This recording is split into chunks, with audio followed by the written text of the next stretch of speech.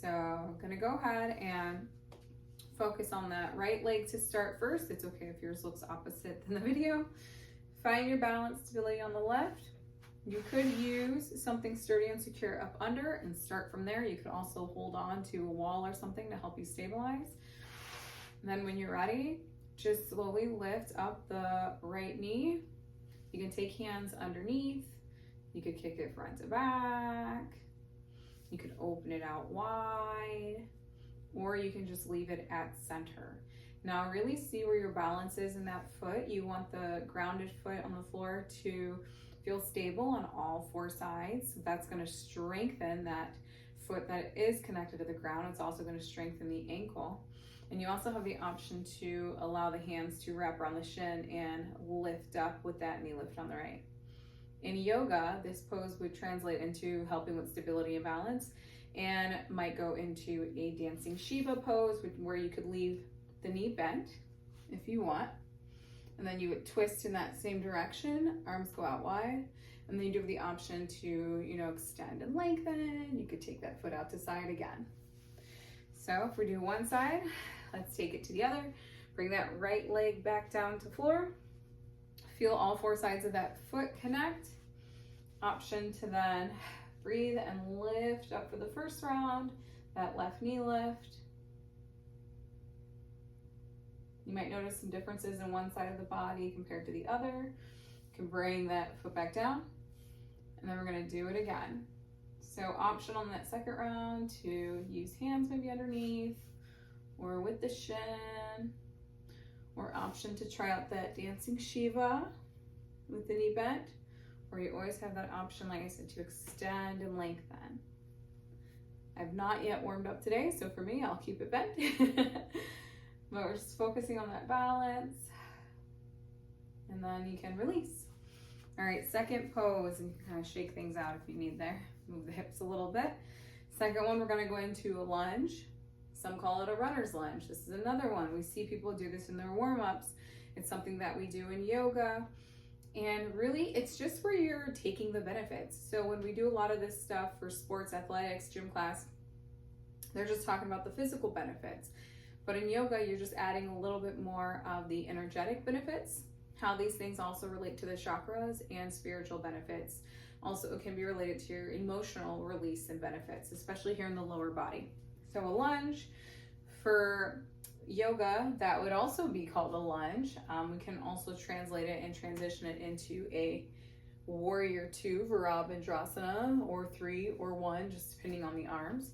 But if you're just focusing on the legs, warrior 2, you tend to have the back foot out to a certain degree, about 40 degrees or so.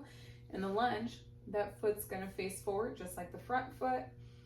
Typically, people then take the arms up, like warrior 1 arms, or cactus arms, where the arms go behind and you lift up the heart, the chest to the ceiling or sky, and then you can even go forward.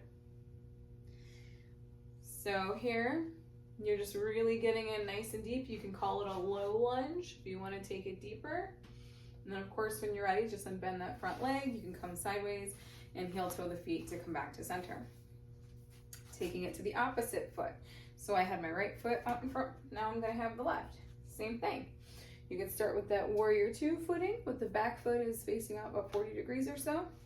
Then you can transition it into facing the front, just like the front foot.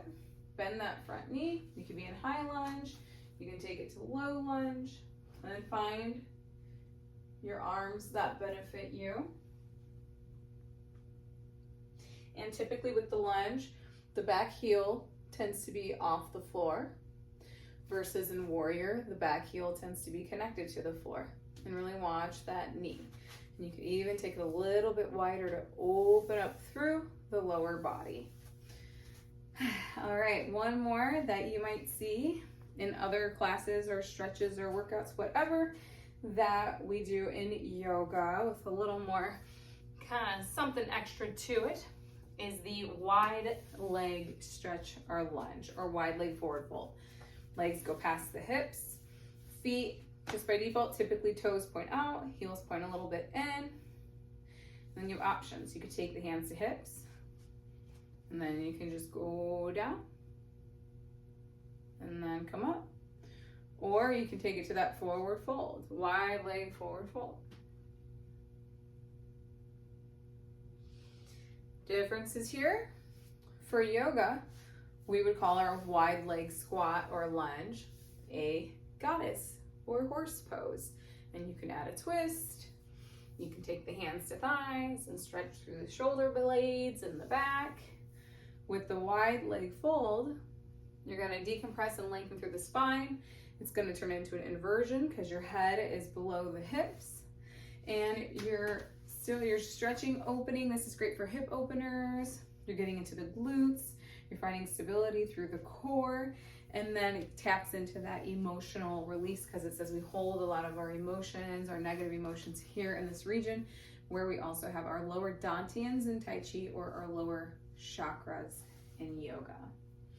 So you can build and make this either a stretch on its own, one by one, knee lift to lunge, to wide leg lunge or forward fold, or you can make it into a flow. If you're making it into a flow, one body, one breath, you can start with the warm-up of the knee lift. Focus on that first side, so this is the right side. Then taking it down, move into the lunge. Then maybe I rise, go side on the mat, take the feet out, find a goddess, and then forward fold. Hands can go to floor. Then I can rise up,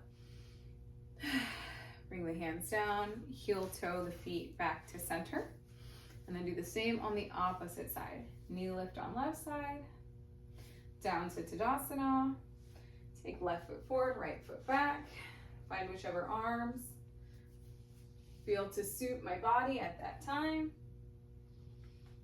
Rise, take myself back to center, forward fold, slowly rise, this time into goddess, bring it down from star, and then heel toe those feet back to center once again, and take a moment. All right, I'll see you next time.